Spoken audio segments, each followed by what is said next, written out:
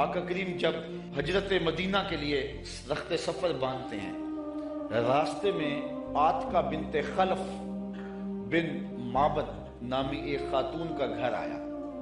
حضور وہاں رک کر کے ان کو کہا کہ اگر تمہارے پاس ہماری خدمت کے لیے کچھ ہے تو ہمیں پیش کرو۔ بھوک اور پیاس آقا کریم نے محسوس کی، حضور کے جو ساتھی بھی تھے۔ تو اس خاتون نے، جس کا نام معبد تھا، اس نے کہا کہ لو کانا عندنا شیء ما آوزکم الکرام، ہم دیہاتی لوگ ہیں اور عرب ہیں، ہمارے ہاں مہمان آ جائے تو کوئی کسر نہیں چھوڑتے، لیکن آج اتفاق ایسا ہے کہ ہمارے گھر کچھ ہے نہیں جو آپ کی خدمت کے لیے پیش کریں۔ عرب لوگ مہمان دیکھ کر کے خوش ہوتے ہیں، پھر مہمان بھی اتنے سونے آ جائیں، لیکن بدقسمتی یہ ہے کہ اس وقت ہمارے پاس کچھ ہے نہیں جو آپ کو پیش کر سکے۔ ایک جانب ایک بکری بندھی ہوئی تھی، لاغر اور کمزور سی۔ حضور فرمایا اگر تم کہو تو اس کا دودھ دھو لے۔ اس نے کہا اس کی ہڈیوں میں گودا نہیں، کھیری میں دودھ کہاں ہوگا، اگر یہ چلنے کے قابل ہوتی تو ریوڑ کے ساتھ نہ جاتی۔ فرمایا اگر تم اجازت دو۔ اس نے کہا مجھے کیا اعتراض ہو سکتا ہے۔ تو حضرت سیدنا صدیق اکبر نے آگے بڑھ کے بکری کو کھولا اور حضور کے سامنے کھڑا کیا۔ آقا نے دست شفا، دست رحمت اور دست برکت اس بکری کی پشت پہ رکھا۔ جو ہی حضور کا ہاتھ آیا تو اس نے جھرجھری لی، ٹانگیں چوڑی کر دی، اس کی کھیری میں دودھ اتر آیا۔ حضور علیہ السلام نے فرمایا کہ کوئی برتن لا۔ اس نے گھر کا برتن پیش کیا۔ حضور نے دودھ دھوا تو جھاگ اٹھنے لگی، حتیٰ کہ گھر کے سارے برتن دودھ سے بھر گئے۔ معبد کے گھر کی تھالیاں بھی دودھ سے بھر گئی۔ حضور نے بھی پیا، حضور کے ساتھیوں نے بھی پیا۔ معبد اور گھر میں اس کا ایک بچہ تھا، اس کے پاس، اس نے بھی دودھ پیا۔ حضور علیہ السلام نے دعائے برکت دی اور چلے گئے۔ معبد کو حضور کا پتہ پوچھنا یاد نہ رہا، بس حضور کے حسن اور جمال میں کھو گئی، اور پوچھنا یاد نہ رہا کون ہو، کدھر سے آئے ہو، نام کیا ہے۔ شام کو جب معبد بکریوں کا ریوڑ لے کر کے واپس پلٹا، اس نے کچی کلی پہ نور برستے دیکھا، انوار اترتے دیکھے۔ ایک بار وہ جدھر سے گزرے ہیں نصیر، ایک بار وہ جدھر سے گزرے ہیں نصیر، ہزار بار ادھر سے بہار گزری ہے۔ نشور وادی کا لہجہ دیکھیں۔ اس نے کہا چند لمحوں کے لیے ٹھہرے تھے تم جس پیڑ کے نیچے، چند لمحوں کے لیے ٹھہرے تھے تم جس پیڑ کے نیچے، سنا ہے آج تک اس پیڑ کا سایہ مہکتا ہے۔ آج تک اس درخت کے سائے سے بھی خوشبو آتی ہے جس درخت کے سائے میں چند لمحوں کے لیے آپ رکے تھے۔ معبد کا شوہر معبد کہتا ہے کہ کیا ماجرا ہے، آج ہمارے گھر میں یہ جو رونق ہے اور یہ جو تازگی ہے اور یہ انوار اتر رہے ہیں، کیا ماجرا ہے؟ تو معبد کو حضور کا نام تو پوچھنا یاد نہیں رہا، اس نے اپنے طور پہ حضور کا نام رکھ لیا۔ اس نے کہا آج ہمارے گھر میں مبارک آیا تھا، آج ہمارے گھر میں مبارک آیا تھا۔ معبد پوچھتا ہے کہ مبارک کیسا تھا جو سارے گھر کو روشن کر گیا، وہ کیسا تھا؟ تو معبد تاصف رسول اللہ صلی اللہ علیہ وسلم، معبد حضور کا حلیہ بیان کرتی کہتی ہے فقالت رأیت رجلا ظاہر البساط، میں نے ایک ایسا شخص دیکھا ہے کہ جس کا رنگ نکھرا ہوا تھا، جس کا چہرہ چمک رہا تھا۔ حضور علیہ السلام کے رنگ کے بارے میں یہ بھی حدیث آتی ہے اظہر اللون، حضور کا رنگ جو ہے بالکل واضح اور چمکدار تھا۔ ابیض کے لفظ بھی آتے ہیں۔ معبد کہتی ہے رأیت رجلا ظاہر البساط، میں نے ایک ایسا شخص دیکھا جس کا رنگ نکھرا ہوا تھا۔ اللہ اکبر۔ حدیث بہت طویل ہے۔ کسیم وسیم وفی عینیہ تاج وفی اشفارہ بطف وفی صوتہ سہل احول اکحل ازج اکرن وفی عنقہ سطع وفی لحیتہ کساسہ۔ کا کیا بتاؤں، رنگ سونا تھا، ابرو ملے ہوئے تھے، پلکیں لمبی تھی، آنکھیں سرمگی تھی، گردن سراہی جیسی تھی، ہاتھ خوبصورت تھے، خاموش ہوتے تو پھر بھی وقار ہوتا۔ لیکن میں معبد کا صرف ایک جملہ آپ کی نظر کرنا چاہ رہا ہوں۔ ہزارہا مصنفین، نثر نگار اور شعراء اور ادباء کے سارے ادب پارے اور ساری نثر نگاریاں اور ساری انشاء پردازیاں اس کے ان دو جملوں پہ قربان۔ معبد نے کیا کہا، میرے شوہر میں کیا بتاؤں کہ وہ مبارک کیسا تھا، میں کیا بتاؤں وہ مبارک کیسا تھا، بس اتنی بات سن لو۔ اب الناس وَأَجْمَلَهُ مِنْ بَعِيدٍ وَأَحْسَنَهُ مِنْ قَرِيبٍ، وہ اتنا سونا تھا جب کوئی اس کو دور سے دیکھتا تو سونا نظر آتا، قریب آ کے دیکھتا تو اور سونا نظر آتا۔ یہ دو جملے اس کے دیکھیے، دور سے کوئی دیکھے تو پھر بھی سونا، قریب آئے تو پھر بھی۔ کچھ لوگ دور سے بھلے لگتے ہیں، قریب آئے تو نقوش میں وہ کشش نہیں ہوتی ہے۔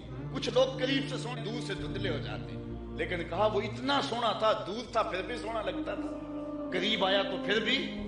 اچھا، یہاں اس نے حضور کی سیرت بھی بیان کی ہے۔ کچھ لوگ دور سے اچھے لگتے ہیں، قریب آ کے اچھے، دور سے اچھے لیکن رشتہ داری کر کے دیکھو تو اچھے نہیں ہیں، کاروبار کر کے دیکھو تو اچھے نہیں ہیں، دوستی لگا کے دیکھو تو اچھے نہیں ہیں، سفر کر کے دیکھو تو اچھے نہیں ہیں۔ وہ کیا، کسی نے کہا اس کے لہجے میں یوں تو برف تھی لیکن جو چھو کے دیکھا تو ہاتھ جل گئے۔ کچھ لوگ دور سے سہانے سہانے، قریب آئے تو کان پھٹے ڈھول کی طرح، لیکن اس نے حضور کی صورت بھی بیان کی اور ان جملوں میں حضور کی سیرت بھی بیان کی۔ کہا وہ اتنا سونا تھا، دور تھا تو پھر بھی سونا لگتا تھا، قریب آ گیا تو پھر بھی سونا لگتا تھا۔ دور تھا تو نظریں جھکی ہوئی تھی، قریب آیا تو حیا کے پہرے تھے، عجیب حسن تھا، عجیب رنگ تھا، دور سے بھی سونا لگتا تھا، قریب سے بھی سونا لگتا تھا۔ اچھا، ایک ترجمہ اس کا میں نے بھی کیا ہے، اگر آپ کا ذوق ہو سلامت۔ اس نے کہا کہ کیا بتاؤں، دور سے بھی سونا اور قریب سے بھی سونا، تو میرے ذہن میں اس کا مفہوم ایک یہ بھی آیا ہے، مفہوم وہی ہے لیکن ایک یہ بھی آیا ہے، اور آپ اس کی تائید کریں گے، علماء تشریف فرما ہے، شفقت فرمائیں گے۔ تو اس نے کہا کہ میں کیا بتاؤں وہ کتنا سونا تھا، دور تھا تو سونا لگتا تھا، قریب آیا تو اور سونا لگتا تھا۔ تو میں کہتا ہوں کہ حضور دور سے بھی سونے اور قریب سے بھی۔ جنہوں نے قریب سے دیکھا نا، انہوں نے کہا کل قمر لیلۃ البدر لم ارا قبلہ ولا بعدہ مثلہ۔ کیا پوچھتے ہو، 14ویں رات کا چمکتا ہوا چاند تھے حضور، حضور جیسا نہ پہلے دیکھا نہ بعد میں دیکھا۔ یہ کس نے کہا؟ حضرت ابو ہریرہ، جس نے پاس کھڑے ہو کر کے دیکھا۔ جس نے قریب سے دیکھا اس نے کہا کل قمر لیلۃ البدر، اور جس نے 13 صدیوں کے فاصلے پہ کھڑے ہو کے دیکھا اس نے کہا مکھ چند بدر شاہ شانی، متھے چمکتی لاٹ، کالی زلف تے اکھ مستانی ہے، مخمور اکھی ہند مد بری۔ جس نے قریب کھڑے ہو کے دیکھا اس نے کہا کہ چاند چڑھا ہوا تھا اور حضور لال دھاری دار یمنی چادر اوڑھ کے آرام کر رہے۔ یہ حضرت جابر بن سمرہ کہتے ہیں کبھی اسے دیکھوں کبھی انہیں دیکھوں، فائزہ ہوا اندی احسن من القمر، پھر میں نے فیصلہ کیا نہیں حضور سونے ہیں۔ جس نے قریب سے دیکھا اس نے کہا کہ چاند سے حضور سونے ہیں، اور جو 13 صدیوں کے فاصلے پہ کھڑے ہو کے بریلی سے دیکھتا رہا اس نے کہا خورشید تھا کس زور پر، کیا بھڑ کے چمکا تھا قمر، بے پردہ جب وہ رخ ہوا یہ بھی نہیں وہ بھی نہیں۔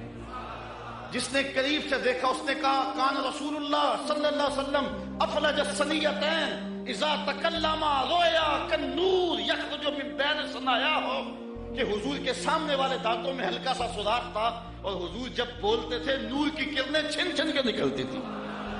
یہ حضرت عبداللہ ابن عباس نے کہا جو پاس کھڑے تھے اور جو 14 صدیوں کے فاصلے پہ کھڑا تھا، اس نے کہا تو اجے میرا یار نہیں ڈٹھا، جنوں ویکھ کے چند شرماوے، ادھی راتی دن چڑھ جاوے، جیو رخ تو نقاب اٹھاوے، تے جے او نکلے سیر کرن نو سارا گلشن سیس نواوے، اتے دھرتی لف لف جاوے، جے ہاتھ پھلاں وچ رکھدا ہاتھ پھلاں تو ود جاوے، نین نشیلے مست رسیلے وچ سونا کجل سہاوے، اکھ اگڑے تے انج پیا جاپے جویں میں خانہ کھل جاوے، تے جے او کھولے پیچ زلف دے اتے راہی راہ پل جاوے، توبہ توبہ حسن سجن دا چال نہ چلی جاوے، بجلی ڈردی لشک نہ مارے متا بے ادبی ہو جاوے، علم خدا نے اینا دتا عقلاں وچ نہ آوے، عقل خدا نے اینی دتی علماں وچ نہ آئے، کیے جاز نظر وچ او دی جو آوے وک جاوے، خلق او دے نے مو لئی دنیا کوئی ورلا ہی جان بچاوے،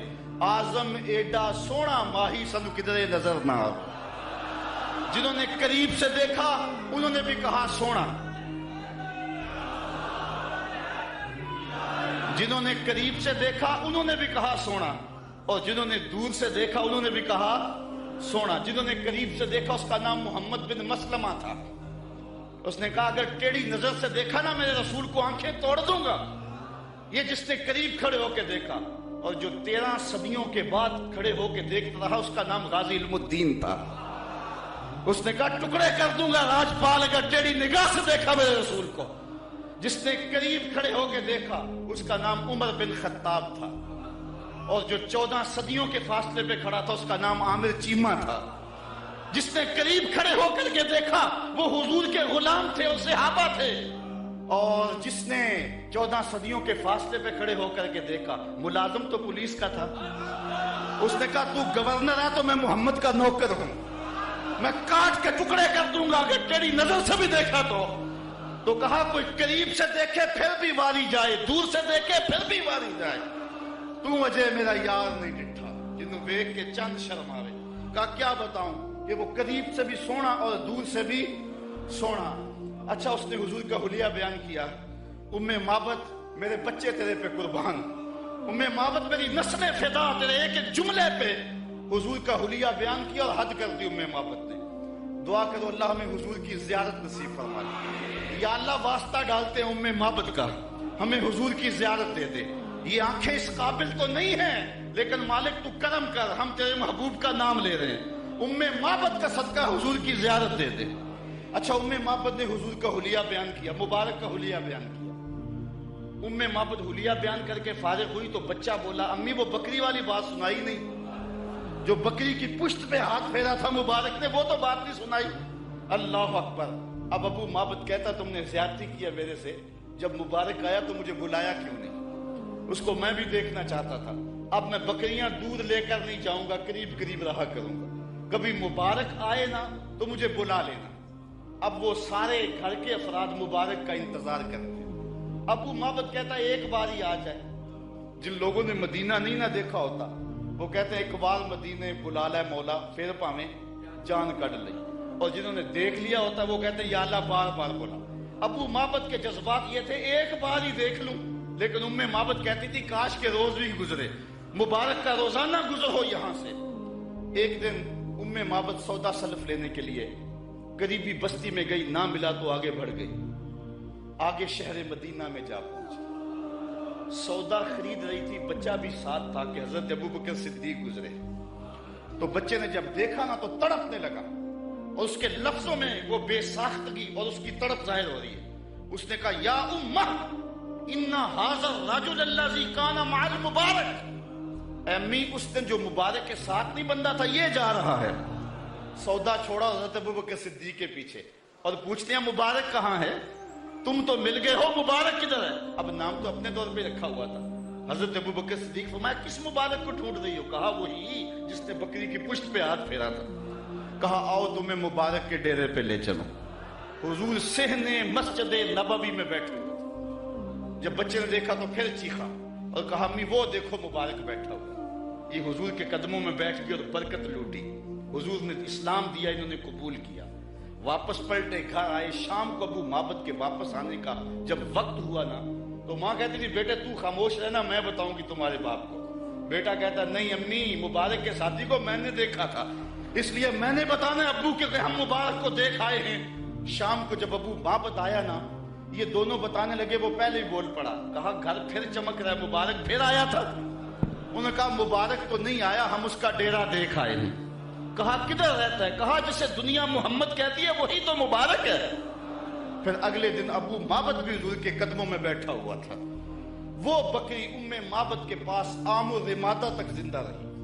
اہل سیر لکھتے ہیں کہ حضرت عمر کے دور میں ایک سال آیا تھا جب قحط پڑا تھا اور درخت بھی سوکھ گئے تھے، جانوروں کی چھاتیاں بھی خشک ہو گئی تھی، کنووں کے پانی بھی نیچے چلے گئے تھے، حوض بھی خشک ہو گئے تھے، کہیں سے پانی کا کوئی قطرہ نہیں ملتا تھا، لیکن ام معبد کے ڈیرے سے بکری کا دودھ مل جاتا تھا، کیونکہ حضور علیہ السلام نے اس بکری پر اپنا دست شفا پھیرا تھا، اپنا دست برکت پھیرا تھا۔ یہ حضور علیہ السلام کے ہاتھ کی اور حضور علیہ السلام کے دست نور کی برکت ہے۔ یہ ہاتھ تو اٹھ جائے تو چاند کے ٹکڑے ہوتے ہیں، یہ ہاتھ اٹھ جائے تو سورج پلٹ کے اثر کے وقت پہ آتا ہے۔ اللہ اکبر۔ یہ جدھر ہاتھ ہو جاتے ہیں ادھر ہی کائنات کا نظام ہوتا ہے۔ اللہ تعالی ہمیں حضور کی محبت